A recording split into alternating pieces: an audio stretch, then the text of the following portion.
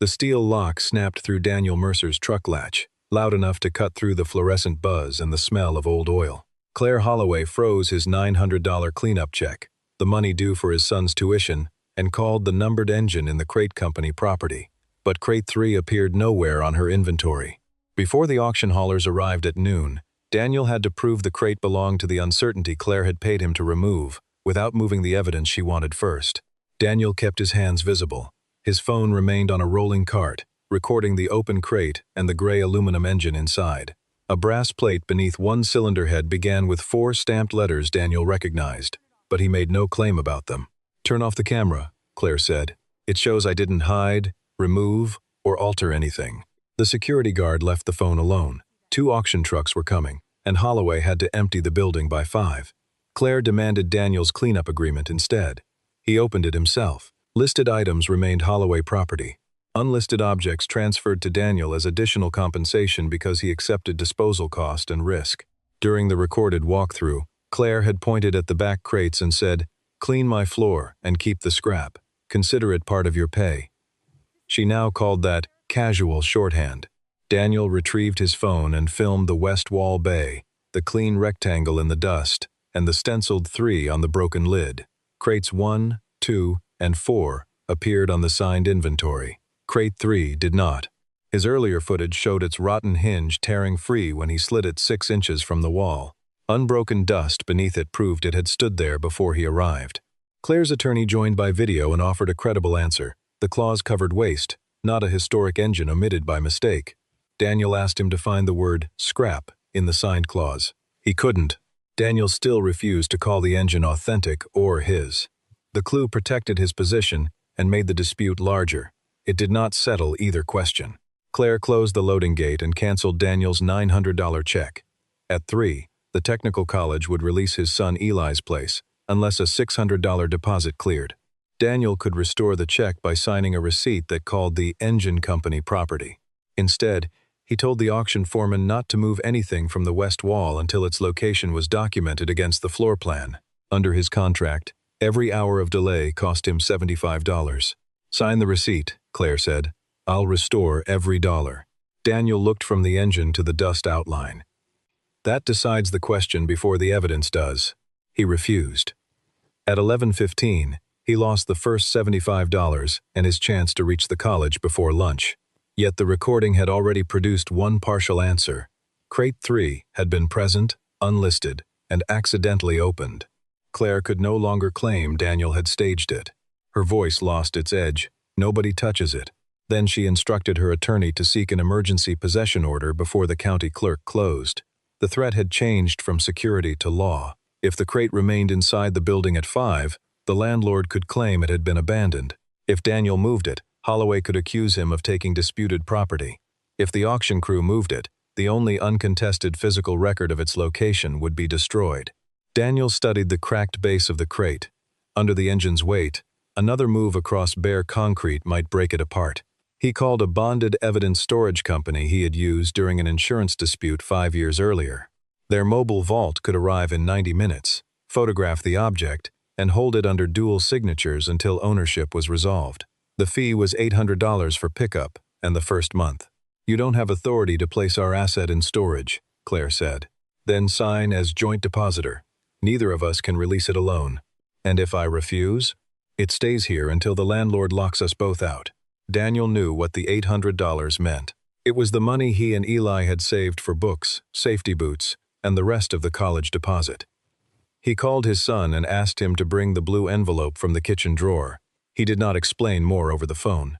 At 11:38, with the hourly penalty still running, Daniel paid the storage company from his own account and sent Claire the joint deposit form. Only then did the guard notice a faded chalk mark on the west wall behind the crate. It read, "W.D. Hold," followed by a date almost 3 years old. Claire stared at the initials. Daniel asked who W.D. was. She didn't answer at first. Then she said, "Walter Dean. He managed this building for 31 years. Where is he?" "Cleaning out his desk. Today is his last day." The man who had marked the crate was still in the building, but Claire's attorney told security not to let Daniel speak with him. The real fight was no longer about what the inventory had missed. It was about why the only witness had written "hold" 3 years before the company paid Daniel to empty the room. Walter Dean sat in a windowless office at the far end of the mezzanine, placing 31 years of work into a grocery store box. He was 67, narrow through the shoulders, with a white mustache and the careful hands of a man who had spent most of his life labeling parts other people misplaced.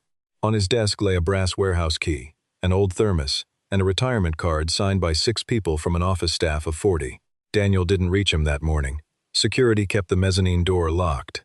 Daniel could see Walter through the wired glass as the older man paused over a small black ledger. Walter saw the activity below, saw the third crate open, and put the ledger under his arm. Then, Claire's attorney appeared beside him and closed the office blinds. The mobile vault arrived at 12:40, 20 minutes after the auction crew began complaining. Its operator photographed the floor before anyone approached the engine. She explained the arrangement in one sentence. The crate would stay in neutral custody, and neither side could release it alone. Claire refused to sign until the landlord confirmed that every object remaining at 5 would be placed outside. At 1:12, Claire signed. The crew lifted the entire crate from beneath, preserving the broken boards and the dust trapped in its lower joints. Daniel did not touch the engine. As the crate rose, he saw a 2-inch gap beneath the cradle and a strip of oil-darkened canvas folded under the rear support. He pointed it out for the vault camera, but did not ask anyone to open it. The space could contain records, parts, or nothing. Cutting into it now might destroy the only thing that explained the stamped plate. Claire watched him step back. "You know what you think it is." "I know what 4 letters suggest," Daniel said. "That's different." The mobile vault doors closed under 2 numbered seals. The operator handed matching receipts to Claire and Daniel. At that moment, Daniel had spent more than the cleanup job would pay. His check remained canceled, and the college deposit deadline was less than 2 hours away. He had not gained possession of the engine. He had paid for a place where the same question could survive. Did Holloway's promise cover crate 3 before anyone knew what was inside? Eli arrived in Daniel's faded pickup with the blue envelope on the passenger seat. He was 17, tall enough to look his father level in the eye, and still wore the gray polo from his grocery store shift. Daniel told him the deposit would have to wait. He expected anger, or at least disappointment. Eli looked through the warehouse window at Claire and the attorney, then at the sealed vault truck pulling away. "Did you take it?" he asked. "No." "Did you give it up?" "No." Eli nodded once. "Then we still have a problem, not a mistake." They drove to the college together. Daniel arrived at 2:47 with only part of the deposit. The admissions clerk could not hold the seat under the normal rules. She gave Eli a withdrawal form and said the next class would begin in January. Daniel watched his son fold the form into the same blue envelope that had once held their savings. He had spent that money protecting a crate he might never own. On the way home, Claire's attorney emailed a demand. Daniel was to disclaim all interest by 9 the next morning, or face a civil claim for conversion, business interruption, and legal fees. Attached was a revised warehouse inventory. Crate 3 now appeared between crates 2 and 4, described as miscellaneous legacy engine components. The document carried Thursday's date, 1 day before the discovery. Daniel opened the original attachment from his signed contract. Its last page showed a digital checksum, a long string of letters and numbers used to prove whether a file had changed. The revised inventory's checksum was different. That alone didn't prove when it had been altered. It did prove the attorney's same inventory was not the document Daniel had signed. Under the hard white light above his workbench, Daniel printed both inventories and laid them edge to edge. Eli held a steel ruler across the matching rows, while Daniel marked every change with a grease pencil. Only one new line altered possession, crate 3. Daniel photographed the comparison beside the original email timestamps, then sealed the pages in a parts bag. The exercise did not prove the engine was his. It proved Holloway needed a changed document to make its first version of the story work. He forwarded both versions to the vault operator and asked her to preserve them with the deposit record. Then he printed the demand, laid it on his kitchen table, and placed Walter Dean's initials beside the sentence threatening him with theft.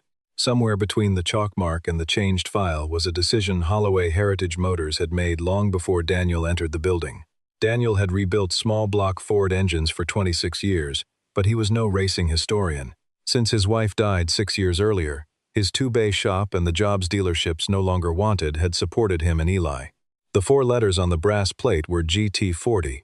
The characters after them read ENG47R, followed by a second number stamped into the aluminum near the bell housing. Daniel knew enough to distrust the obvious conclusion. Replica parts wore famous names every day. Racing teams restamped components, collectors improved stories, and an old crate could make a recent engine look ancient. If Daniel called it genuine too soon, every later fact would be measured against his exaggeration. He spent Friday evening writing 3 questions instead. Was the engine built during the original GT40 program? Was it ever assigned to a particular car or held as a racing spare? And had Holloway transferred whatever rights it possessed when it signed the cleanup agreement? The first 2 questions concerned history. The third concerned ownership. A strong answer to one could not substitute for a weak answer to another. At 8 that night, Walter Dean called from a number Daniel didn't recognize. He said he had been told not to discuss company records. Daniel asked no leading questions. He asked only whether Walter had placed the chalk mark behind the crate. "I did," Walter said. After the second time, they refused the appraisal. Daniel sat straighter. "Second time? Don't make me explain this over a phone. They turned off my company email before I reached the parking lot." Walter proposed meeting the next morning at a diner near the river. Then he added that he had taken no company file, only his personal warehouse notebooks. For 3 decades, he had recorded delivery damage, moved pallets, water leaks, and temperature failures in black books he bought himself. Claire's attorney had photographed the final ledger before Walter left. Walter believed that meant Holloway already knew what he could say. Eli listened from the sink while he washed 2 dinner plates. Will he get in trouble for talking? Maybe. Will you? Already have. Daniel showed him the legal demand and explained that being right would not make the fight free. Storage, inspection, and a lawyer could empty the shop account before any judge reached the contract. Eli looked at the folded withdrawal form, took his work schedule from the refrigerator, and circled every extra shift he could request before January. It was not a speech. It was a contribution. Daniel placed the blue tuition envelope beside Walter's initials and decided the crate would not consume money without producing a verifiable answer. Walter arrived at the diner carrying the black ledger in a canvas grocery bag. He ordered coffee and kept his coat on. His notes placed Crate 3 in West Bay 7 years earlier, when Holloway Heritage Motors acquired the assets of a failed restoration company called Vantage Competition Works. Vantage had leased the warehouse and left behind parts, records, machine tools, and 6 sealed crates. Holloway bought only the scheduled assets. The remaining contents were to be appraised before disposal. Walter opened the ledger to a page marked with a square of blue tape. 3 years earlier, he had found the crate's lid soft with rot after a roof leak. He saw the edge of an aluminum cylinder head through a split board and notified the operations office. He did not open the crate. He asked for a specialist because the old Vantage foreman had once warned him that a program spare remained somewhere in the building. Holloway requested a proposal from an automotive archive service, but the finance office rejected the modest fee. 6 months later, Walter tried again before an insurance renewal. Claire, then the operating chief, approved a general scrap estimate instead of a specialist inspection. The scrap company refused to move sealed engine crates without a release, so the back row stayed where it was. 2 chances to identify the risk had been declined before Holloway transferred that risk to the cleaner. "Did you tell Claire what might be in Crate 3? Daniel asked. "I told her exactly what I knew. Old engine, possible competition connection, no proof." Walter slid across a printed email he had kept with his retirement papers because it included his unused vacation balance. Claire's reply contained 1 sentence. "Do not spend appraisal money on unlisted remnants. They will transfer with the final cleanout." Daniel read it twice. The message did not prove she knew a GT40 engine was there.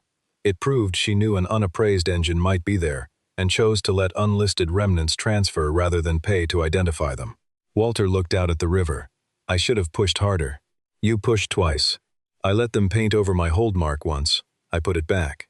That was why the chalk looked newer than the dust." Walter had renewed it after each floor inspection, hoping someone would ask. He had no ownership claim, no commission, and no promise of a reward. He had protected a question because throwing away an unidentified machine offended him. Daniel asked permission to scan only the relevant ledger pages and the email. Walter agreed if Daniel also recorded a complete statement, including the limits of what Walter knew. They sat in Daniel's truck with the camera on the dashboard. Walter explained the acquisition, the 2 appraisal requests, the chalk mark, and his warning. He also said Daniel had never contacted him before the cleanup job. That fact mattered. It closed the easiest accusation of collusion. At 9 Monday morning, Daniel met attorney Miriam Cole in a small office above a pharmacy. She was 54 and had represented contractors in payment disputes, not museum treasures. She did not flatter him. After reading the contract, she said the transfer clause was stronger than Holloway wanted and less certain than Daniel hoped. Courts could correct genuine drafting mistakes, especially when one side received an enormous windfall. On the other hand, a mistake was harder to claim when the drafter had declined to learn what it was transferring. "Your video is good," Miriam said. "Your restraint is better. If you'd loaded that engine into your truck, we'd spend 6 months arguing about your behavior instead of their document."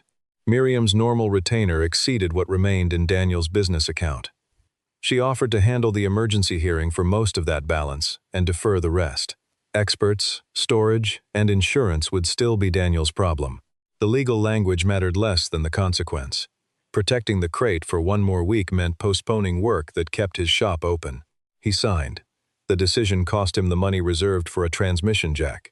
Without it, he had to postpone 2 paid jobs and refund a customer's deposit. By noon, the shop's next month looked thinner than the current one. Holloway filed first. Its complaint said Daniel had exploited an obvious inventory error to claim a potentially historic asset. It asked the judge to release the crate to company custody. Miriam responded with the original contract, both inventory versions, Daniel's continuous video, the joint deposit receipt, Walter's statement, and Claire's email refusing appraisal expense. She did not ask the judge to declare Daniel the owner on incomplete evidence. She asked only to preserve the crate and bar either side from altering it. The temporary hearing lasted 23 minutes. The judge kept the crate in neutral storage and ordered a joint condition inspection by a qualified conservator. Neither side could advertise an identity or value that had not been proved.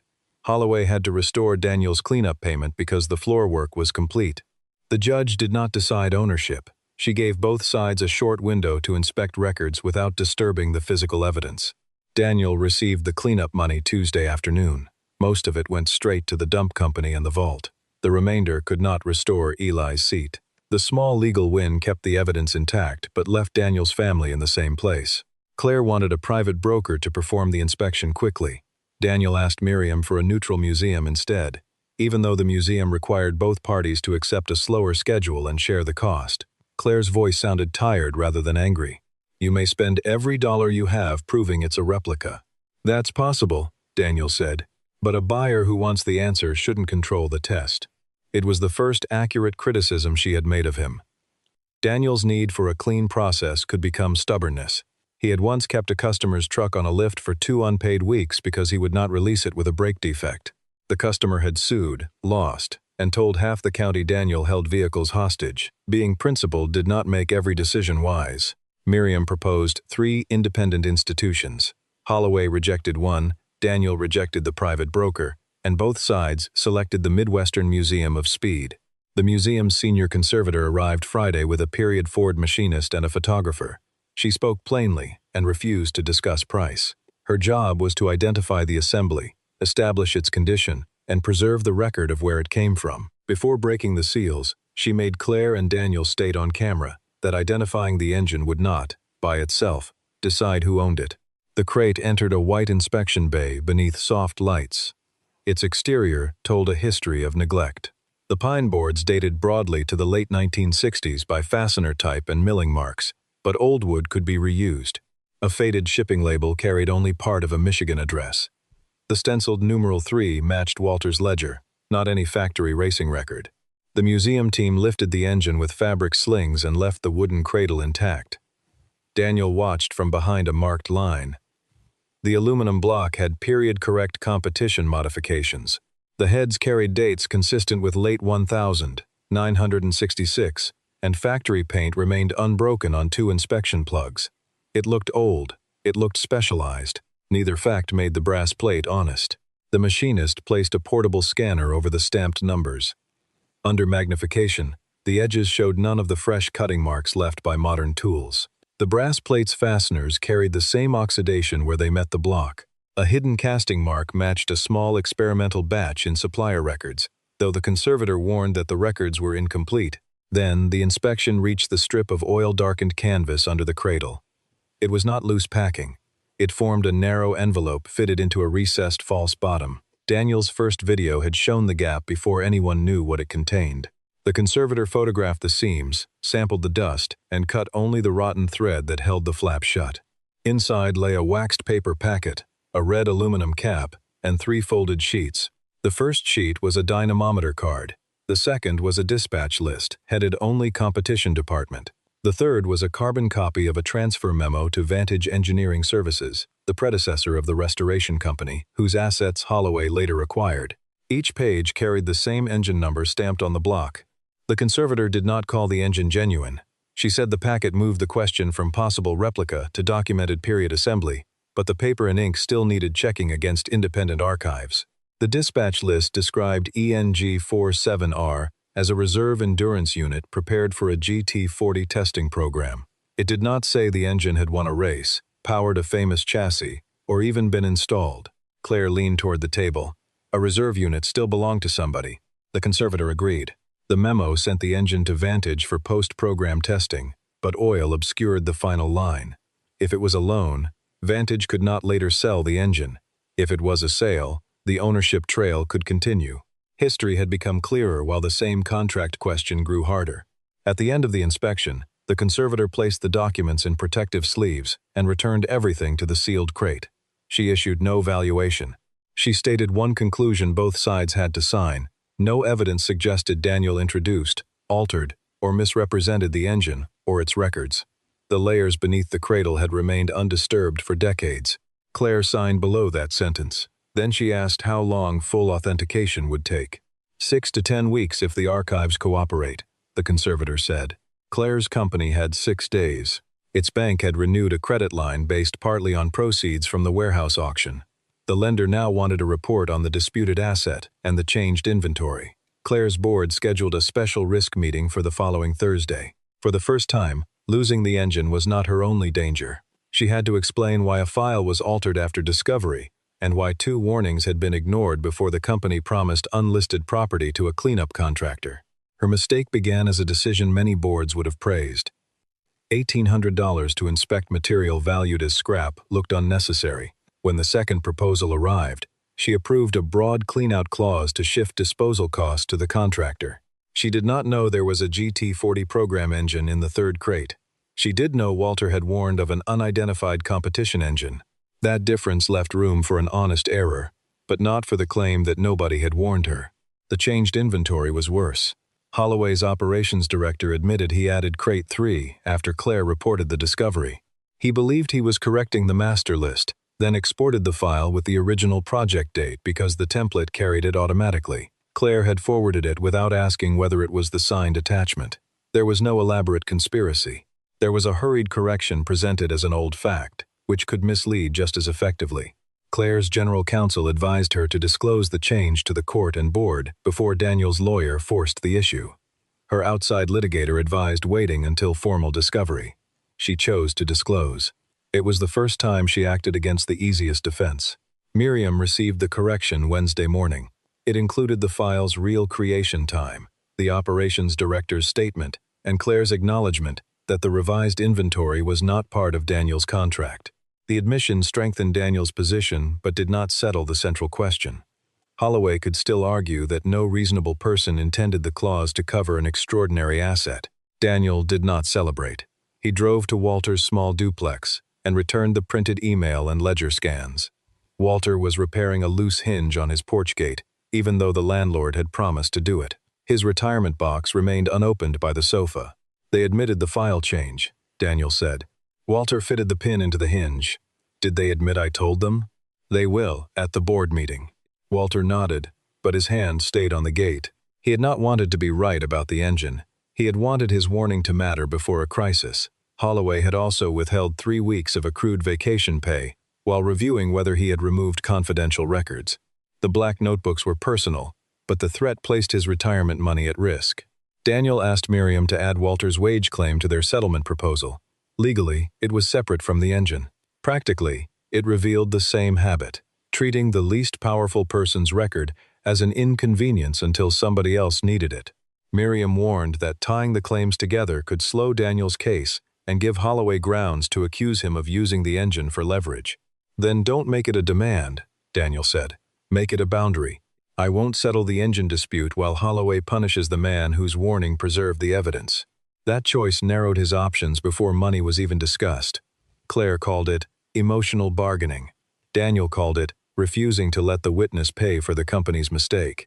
The disagreement now controlled who could be protected by any settlement, not merely how much the engine might bring.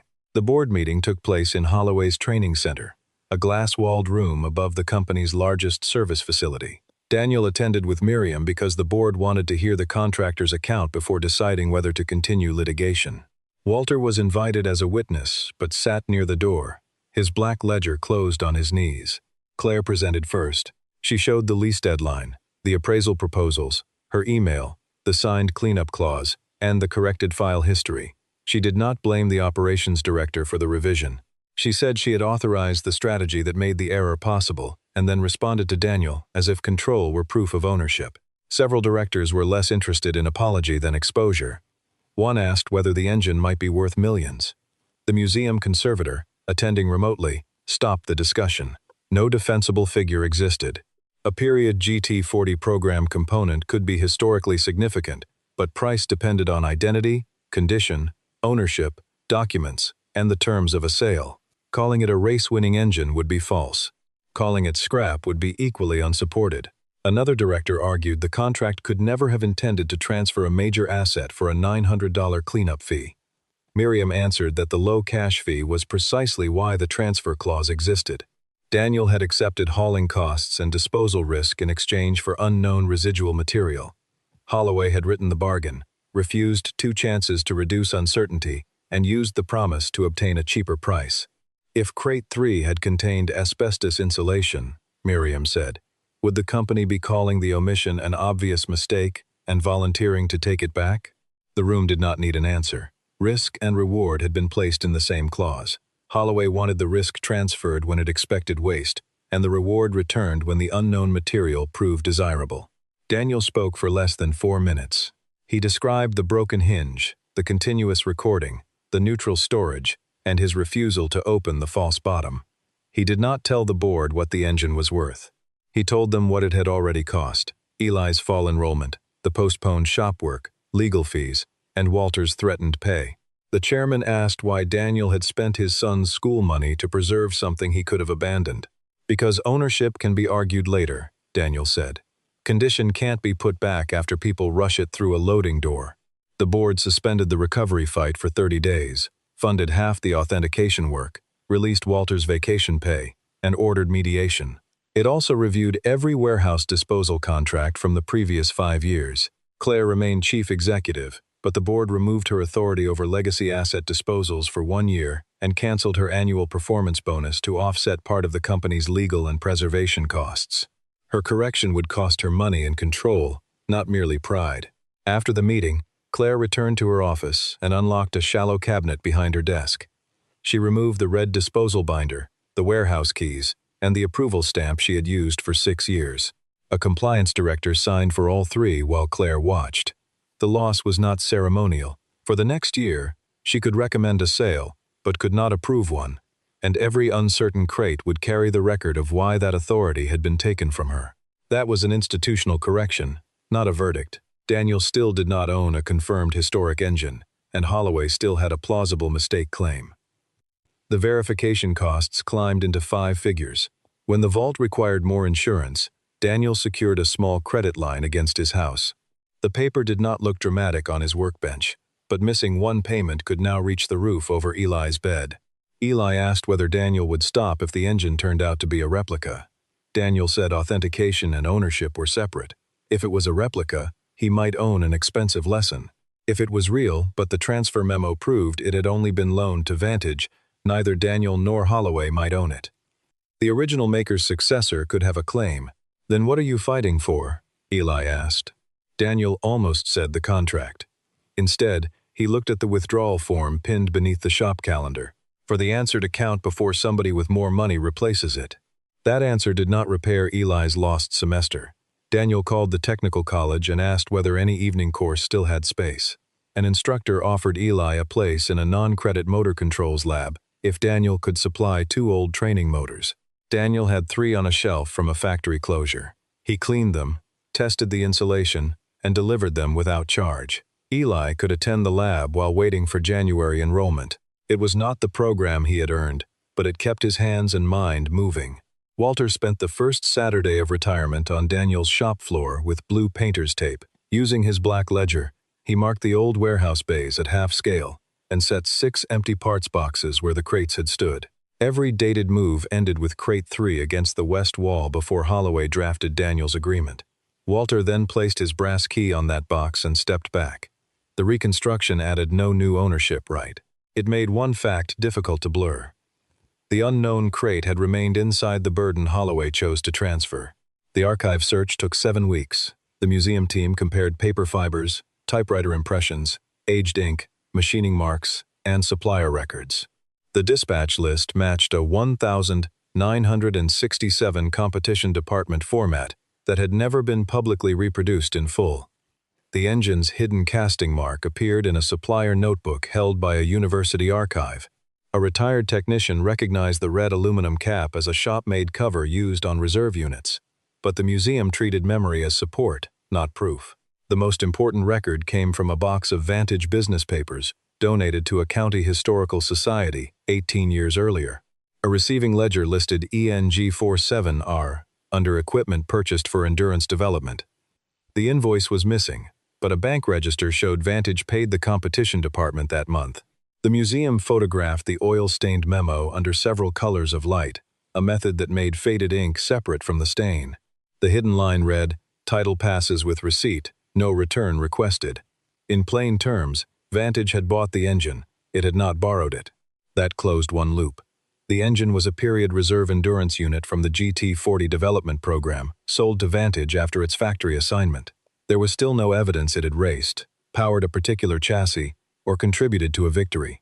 The museum's final report used careful language: authentic, period-built, numbered GT40 program reserve assembly, preserved with associated dispatch and test documents. The report also traced later ownership. Vantage Engineering Services became Vantage Competition Works after a stock sale. When Vantage failed, Holloway bought scheduled assets including machine tools, customer cars, parts specifically listed by rack, and intellectual property. Crate 3 did not appear on the purchase schedule. The warehouse lease said abandoned residual property became the landlord's after written notice. No notice had been issued before Holloway assumed the lease and exercised control over the remaining crates for 7 years. Holloway had treated the crate as its responsibility, but had never clearly acquired it from Vantage's receiver. Daniel's contract could transfer only whatever interest Holloway possessed. A missing link remained between Vantage's failure and Holloway's cleanup. Claire seized on that gap during mediation. If Holloway never owned the engine, it could not have transferred ownership to Daniel. Daniel would lose, but Holloway would not win. The engine might return to Vantage's creditors or the warehouse landlord. Miriam had anticipated the argument. When Vantage failed, a court-appointed manager had sold the listed machines and cars, then offered every unidentified warehouse remnant to Holloway for a token price. Holloway accepted because it wanted the building kept open, and agreed to remove whatever remained. The attached page said, "All remaining contents, identified or unidentified, within leased warehouse bays." In ordinary language, Holloway took both the useful surprises and the expensive trash. The document carried no romance and no famous name. It was a 6-page cleanup agreement in the court file, from Vantage's closing. Yet it gave Holloway the same broad ownership Claire now said the company could not pass to Daniel. 7 years earlier, Holloway had accepted an unknown crate because the burden came cheap. Now, it wanted the court to treat the same kind of bargain as impossible. The mediator placed the 2 agreements side by side. Holloway acquired all unidentified contents for $1 because it accepted the burden. Daniel acquired all unlisted contents because he accepted the burden. The same commercial logic ran through both transfers. Claire asked for a private break. When she returned, she offered Daniel a 50-50 sale, with Holloway covering all authentication and legal costs. She would also issue a written correction clearing Walter of misconduct. The proposal could end the case without a court ruling, and give both sides more money than either had expected. Daniel asked who would control the buyer. Highest qualified offer, Claire said. Qualified by what? Ability to pay. That was not enough for him. One collector intended to rebuild and run the engine. Another wanted the papers but planned to sell the major components separately. Both treated the crate as packaging, instead of evidence. A high bid could answer what the object cost, while destroying the trail that showed why Holloway's promise had to count. Daniel proposed a different settlement. Holloway would acknowledge that its contract transferred the crate to him. He would repay the company's verification costs from any sale. In return for the complete Vantage archive and a signed history showing each transfer from one owner to the next, Daniel would give Holloway 10% of the net proceeds and credit for preserving the collection. The buyer had to keep the engine, crate, and papers together and allow public study. Claire called 10% unreasonable.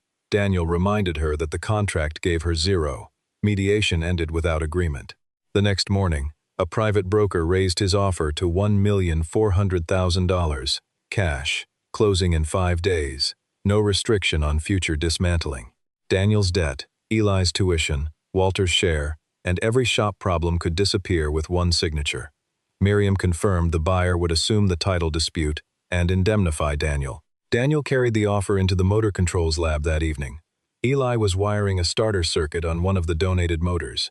When power reached the coil, the contactor closed with a clean, solid click. The instructor made Eli trace the circuit again, not because it had failed, but because a correct result needed a repeatable path. Daniel folded the offer and put it back in his pocket. The engine's importance rested on its complete path, from factory workbench to Vantage, from receiver to Holloway, and from Holloway's cleanup clause to him. Selling it to someone who would break that path for parts would turn his whole argument into a way of getting paid. He declined the broker before leaving the parking lot. The Midwestern Museum of Speed made its offer 2 days later, $980,000, subject to clear title and a public provenance review. The amount was lower, but the museum would preserve the engine in its original crate, digitize the records, and credit Walter's warnings as part of the object's survival. It also offered Holloway a named archive partnership if the company released its Vantage files without editing them. At the museum's public review, the conservator refused requests to start the engine. After 60 years, heat and oil pressure could wash away deposits that helped establish its condition. Instead, she passed a camera through an existing opening. The screen filled with untouched factory paint, stamped inspection marks, and storage oil still pooled in the low corners. She placed those images beside the dispatch card, and the marks appeared in the same sequence. Then she rolled 7 waist-high stands into a straight line. The first held the factory dispatch record. The second held Vantage's payment entry. The third held the court file showing Holloway accepted every unidentified remnant. The fourth held Walter's ledger and his renewed hold mark. The fifth held the inventory attached to Daniel's contract, with crate 3 absent. The sixth played Daniel's recording of the hinge breaking. The last held the 2-key vault receipt. No single stand proved the whole case. The line mattered because each transfer led to the next without a leap. Factory to Vantage. Vantage's closing to Holloway. Holloway's signed promise to Daniel. The engine's identity had raised the price, but it had not rewritten any step. For the first time, the central question could be seen across the floor instead of argued in legal language. Claire stood before the museum trustees and made the counter-argument herself. Holloway had not intended to give away a historic engine. The cash fee was tiny beside the discovered value, and no executive knew the crate's identity when the contract was signed. Then she presented the 2 facts that defeated her position. The company had been warned an unidentified competition engine might exist, and it had rejected appraisal twice while deliberately transferring unknown contents to reduce cleanup cost. "We priced the uncertainty," she said. "We don't get to keep only the half that favored us." Before the review ended, Claire signed the transfer history beneath the 7 displayed records. Holloway acknowledged Daniel's ownership, withdrew its claim, and accepted 10% of the net proceeds after documented costs. In return, Daniel allowed the museum to name Holloway in the archive history without pretending the company had discovered the engine. The next morning, a judge made the settlement enforceable. Holloway also adopted a rule requiring independent review before an employee's warning about unidentified legacy material could be overruled. Claire's lost bonus and 1-year loss of disposal authority remained in place. The museum purchase closed 6 weeks later. After taxes, legal and conservation costs, storage, Holloway's share, and debt repayment, Daniel had no shop mortgage, a funded education account for Eli, and enough reserve to choose careful work over desperate work. Months later, the numbered GT40 engine went on display exactly as it had been found. The cracked third crate stood open beneath controlled amber light. The engine remained in its wooden cradle, the red cap and dispatch papers beside it. On the wall behind the case, the museum reproduced Walter's chalk words at their original size, W.D. Hold. Daniel arrived before opening with Eli, Walter, and Claire. No crowd applauded. The conservator switched on the case lights, and the brass plate appeared through 60 years of dust left along one edge. Eli placed the old blue envelope on the bench beneath the display. It now held his first tuition receipt and a museum work badge for the digitization room. Daniel handed Walter a second envelope containing a substantial share of the sale and the museum agreement, naming him preservation advisor. Walter pushed it back once. "I didn't own that crate." "No," Daniel said. "You kept it alive when nobody thought ownership mattered." Walter looked from the agreement to Claire. Her name remained on the exhibit's corporate record, but so did the two refused appraisals and the discipline imposed by her board. Nothing had been erased to make the ending comfortable. Walter accepted the envelope, then closed his hand around the old warehouse key. Daniel looked at the crate, not the price printed in the acquisition record. Claire's careless sentence had begun the dispute. Keep the scrap.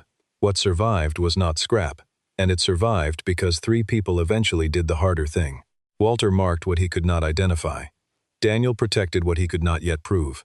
Claire finally honored a bargain that cost her more than she expected. As they left, Walter placed the brass key in Daniel's palm. Daniel did not put it in a drawer. He hung it beside the shop's inspection tags, where Eli would see it each morning before work. Beneath it, in the same plain white chalk Walter had used in the warehouse, Daniel wrote one word on the board: "Hold."